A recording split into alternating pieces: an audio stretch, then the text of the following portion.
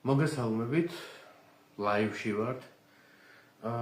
მინდა მოგიყვეთ გუშინდელი ამბავი, რაც გუშინ გავიგე, თუმცა ერთი კვირაა ზუსტად რაც მოხდა ეს ამბავი. მოკლედ, გუშინ როდესაც სიუჟეტი დავასრულე სოლოლოგში.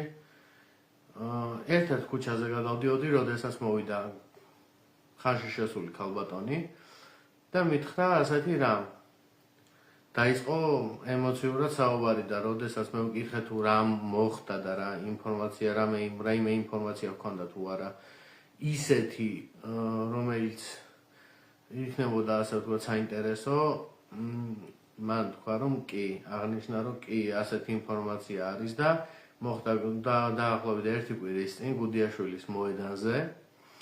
დიახ, გუდიაშვილის მოედანზე და რა არის ამ ამბავში ყველაზე საშინელება, მინდა ასე დავასახელო, საშინელება.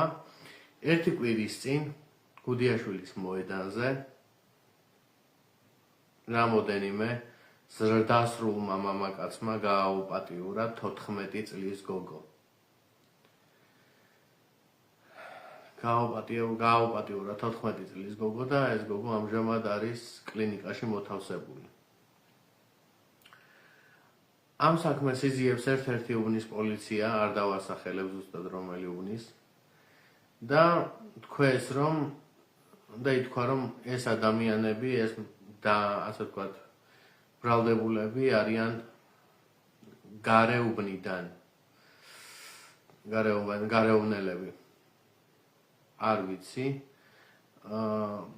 ვფიქრობ არა ასეა, ეს არის ძალიან მძიმე დანაშაული, მოგეხსენებათ ეს არის პედოფილია, პირველი და მეორე, ასევე ძალიან მძიმე დანაშაული შევიწროება, რომელიც ისჯება 20 წლიდან სამუდამო პატიმრობამდე.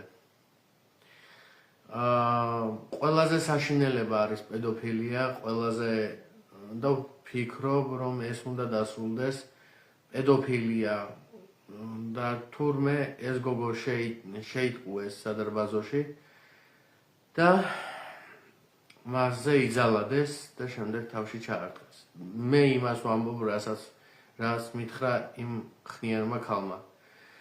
მეც ასე გავიგე, ეს ამბავი მოხდა გუდიაშვილის ბაღში, გვიან ღამით.